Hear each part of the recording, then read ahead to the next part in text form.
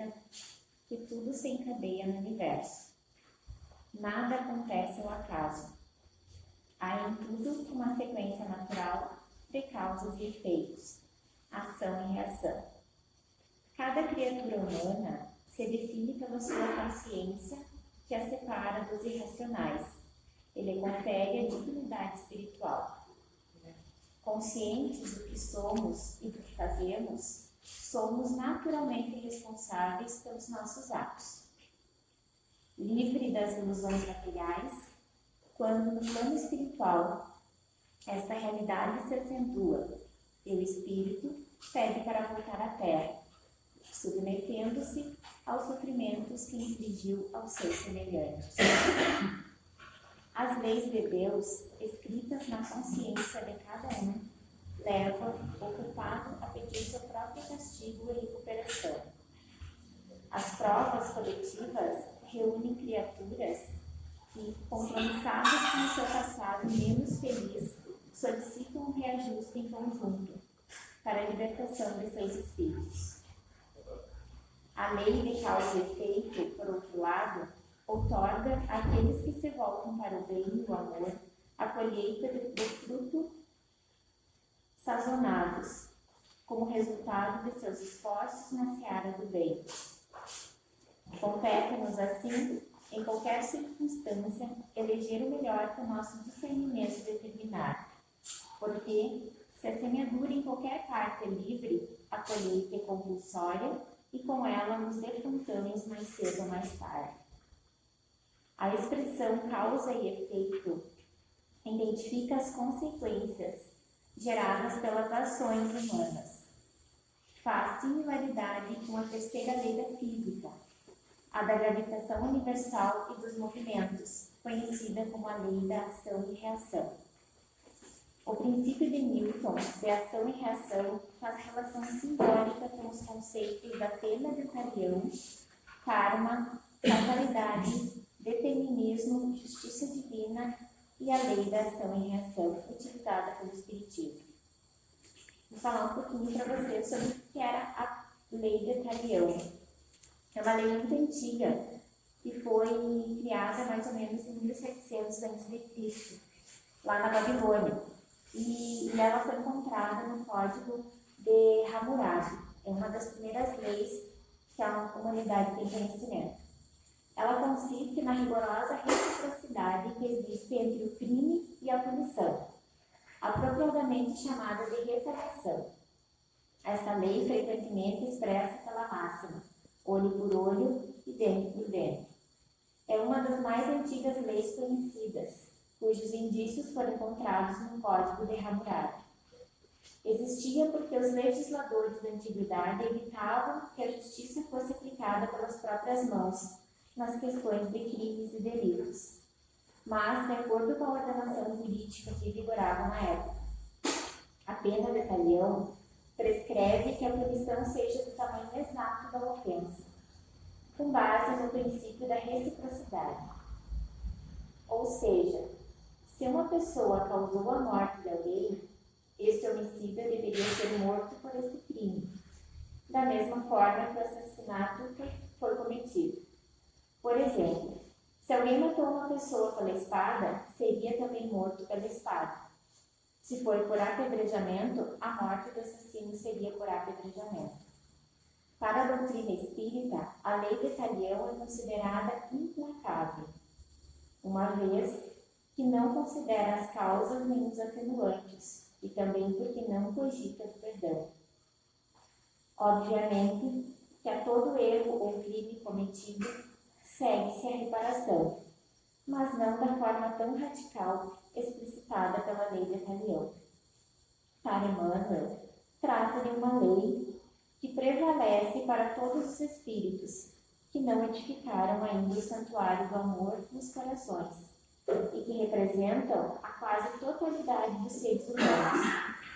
Presos ainda aos milênios de pretérito, não cogitaram de aceitar e aplicar o Evangelho de si próprios, permanecendo encarcerados em círculos viciosos de dolorosas reencarnações expiatórias e purificadoras.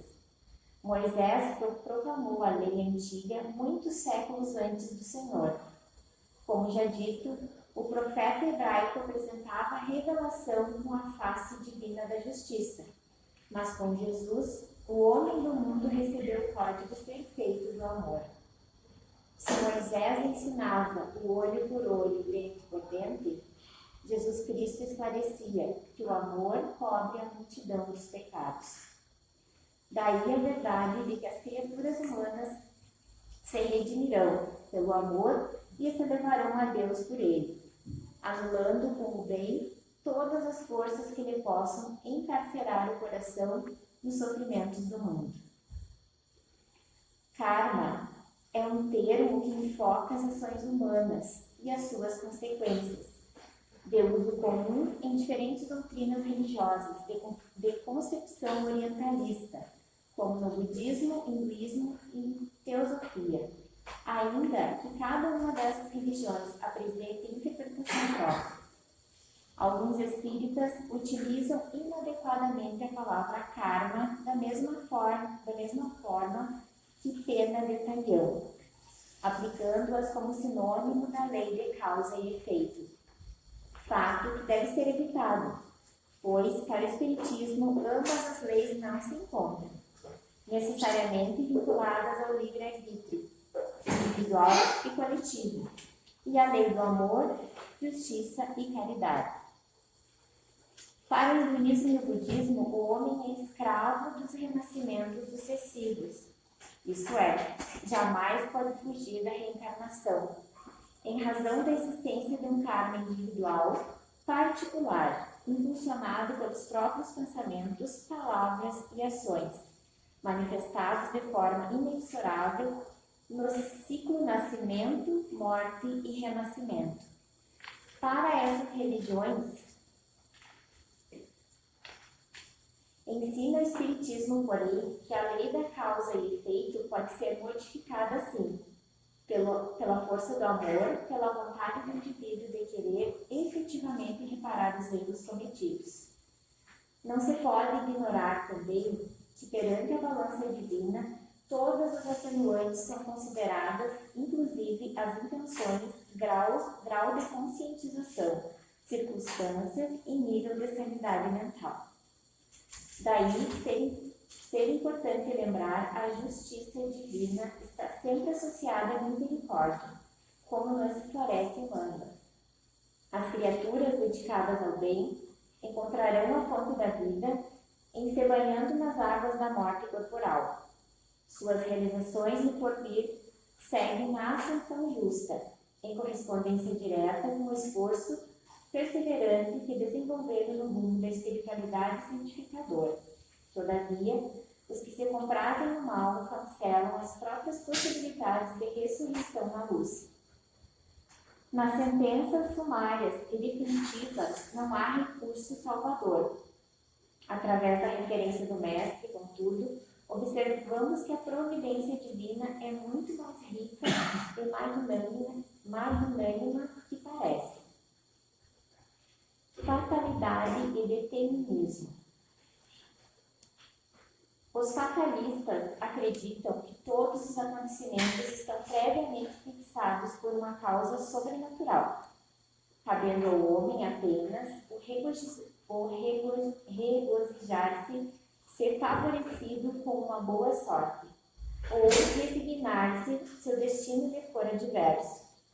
Os deterministas, ao seu turno, sustentam que as ações e a conduta do indivíduo, longe de serem livres, dependem integralmente de uma série de contingências, a que ele não pode furtar-se, como os costumes, o caráter e a índole da raça que pertence, o clima, o solo e o meio social em que viva, a educação, os princípios religiosos e os exemplos que recebe. A verdade encontra-se no meio termo.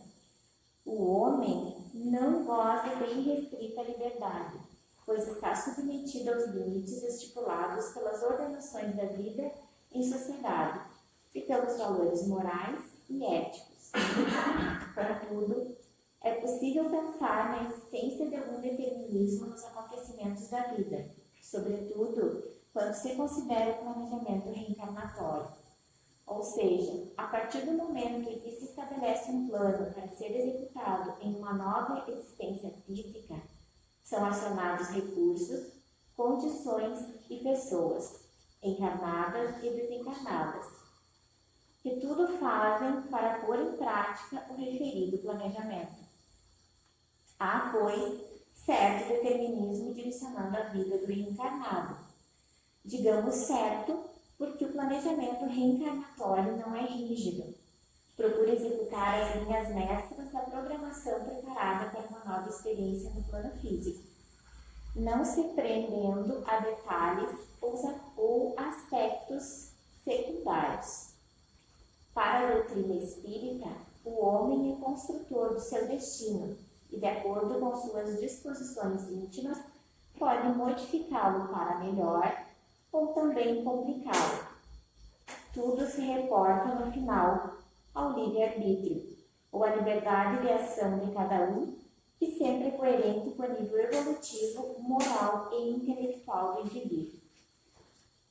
No estudo de hoje, nós falamos um pouquinho sobre isso, sobre o livre-arbítrio e o que nós estamos, digamos, plantando aqui, que será colheita numa próxima vida. Poderemos colher numa próxima vida que nós estamos plantando hoje, mas também nós poderemos colher amanhã ou depois do que está sendo plantado hoje. Quando a gente vem para a reencarnação, quando a gente nasce, quando a gente se programa para nascer, nós fizemos uma espécie de acordo. E nesse acordo é colocado tudo o que ficou para trás, todos os débitos que nós tivemos nas nossas vidas passadas, nós se comprometemos a vir resgatá-los. Só que além desses débitos que nós temos nas vidas passadas, nós começamos a ter débitos na vida presente. Na reencarnação que nós estamos hoje, nós vamos adquirindo débitos também. Só que isso depende de nós, depende do nosso livre-arbítrio. Nós podemos fazer o que estava programado e resgatar o que ficou para trás, ou nós podemos continuar fazendo os mesmos erros e ainda aumentando a nossa vida. Mas, se nessa vida que nós estamos, nós começarmos agora a mudar, nós podemos modificar tudo que a gente tem feito. E aí seria uma espécie de arrependimento. Se nós nos arrependêssemos do que nós estamos fazendo agora e começarmos a mudar, nós vamos conseguir resgatar as vidas passadas, os erros das vidas passadas e o erro da vida presente.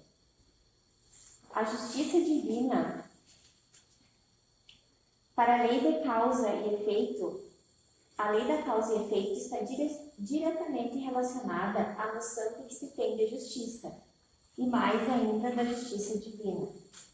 Justiça significa, a rigor, respeito e igualdade de todos os cidadãos.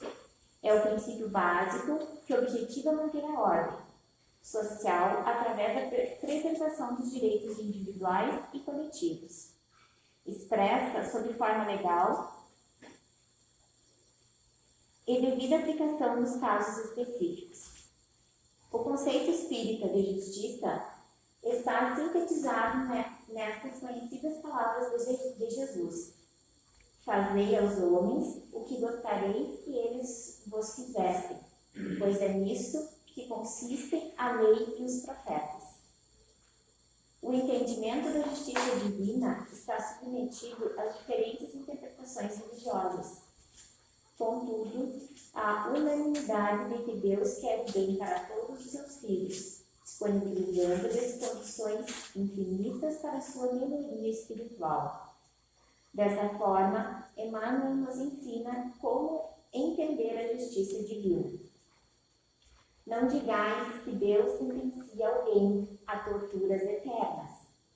Tanto quanto podemos perceber, o pensamento divino, imanente em todos os seres e em todas as coisas, o Criador se manifesta a nós outros, criaturas conscientes, mas imperfeitas, através de leis que lhe expressam os objetivos no rumo do bem supremo.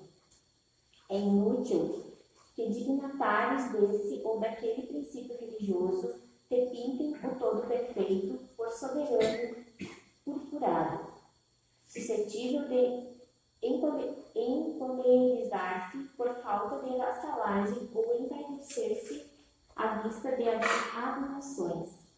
Deus é amor, amor que se expande do átomo aos astros, mas é justiça também.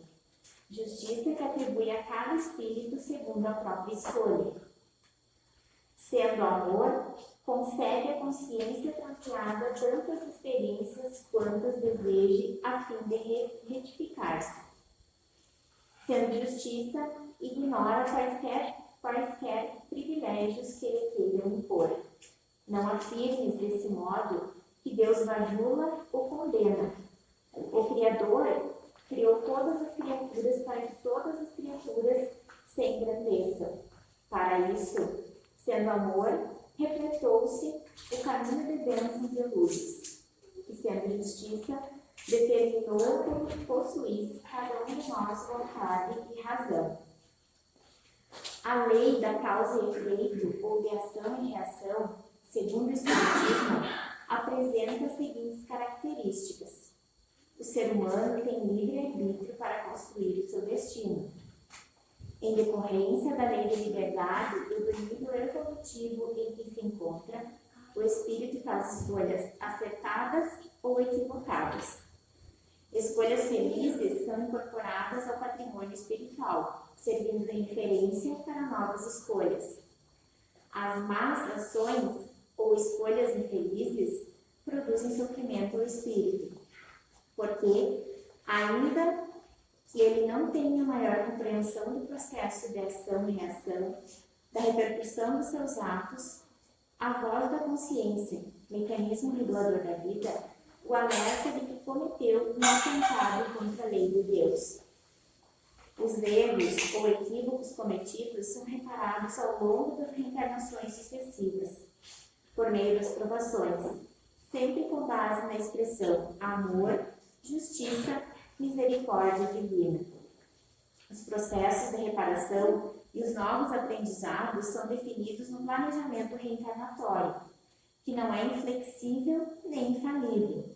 O indivíduo pode, quando reencarnado, ignorar o que foi planejado. Nesse sentido, a manifestação da lei de causa e efeito em cada período reencarnatório representa a escolha de provas definidas ou aceitas pelo reencarnante. E tais provas estão sempre em relação com as faltas que deve expiar. Se delas o espírito triunfa, eleva-se. Se sucumbe, tem de recomeçar.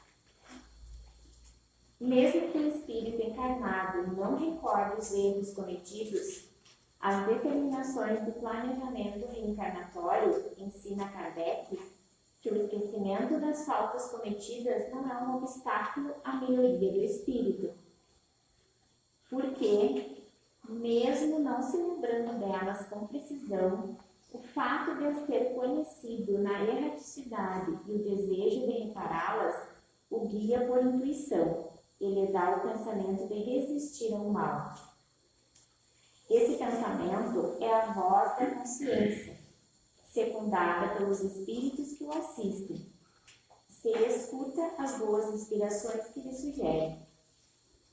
Embora o homem não conheça os próprios atos que praticou em suas existências anteriores, sempre pode saber qual o gênero das faltas de que se tornou culpado e qual era o seu caráter dominante. Basta estudar a si mesmo e julgar do que foi, não pelo que é, mas pelas suas tendências. As vicissitudes da vida corporal são ao mesmo tempo expiação das faltas passadas e provas para o futuro. A natureza das vicissitudes e das provas que sofremos também nos pode esclarecer sobre o que fomos e o que fizemos, do mesmo modo que neste mundo julgamos os atos de um culpado pelo castigo que lhe inflige a lei. A reparação das faltas acionada pela lei da causa e efeito, segundo a interpretação espírita, não se manifesta como uma única escolha ou como uma camisa de força das provações. O ser humano, que já revela possuir algum entendimento da lei de Deus, pode perfeitamente optar por quitar suas dívidas pelo exercício da lei do amor, pois, como nos orienta o apóstolo Pedro, o amor cobre a multidão de pecados.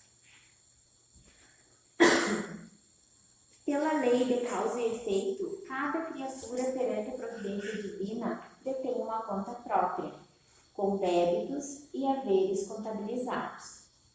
Seremos responsáveis por todas as atitudes infelizes perante nosso semelhante, assim como seremos credores por todo o bem que dispensarmos. A cada um será dado segundo as suas obras, nos alerta Jesus. Se o tempo é patrimônio comum para todos, o uso bom ou mau que dele fizermos é problema particular de cada um de nós. Jamais percamos a visão da meta superior a que nos destinamos. E com Jesus, empenhemos-nos no culto do amor vivo, criando a felicidade para com todas as criaturas, porque essa mesma felicidade retornará a nós mesmos como consequência do nosso esforço cristão. Muitas vivências que experimentamos hoje, as provas e expiações, talvez nunca saberemos a causa, não nesta vida. Vamos pensar em nossas ações hoje, nos reconciliar com algum desafeto, vamos praticar empatia com o próximo, praticar a caridade. Muitos pensam que estão sofrendo porque fizeram alguma coisa, e essa é a punição. Mas podemos modificar, mudando nossa maneira de ver e de agir. Devemos usar os exemplos que Jesus nos deu, que é a conduta certa que devemos ter. Nós podemos modificar tudo através do amor, e a espiritualidade estará sempre nos auxiliando. A mudança depende de cada um de nós. Então, por hoje, pessoal, é isso. Então,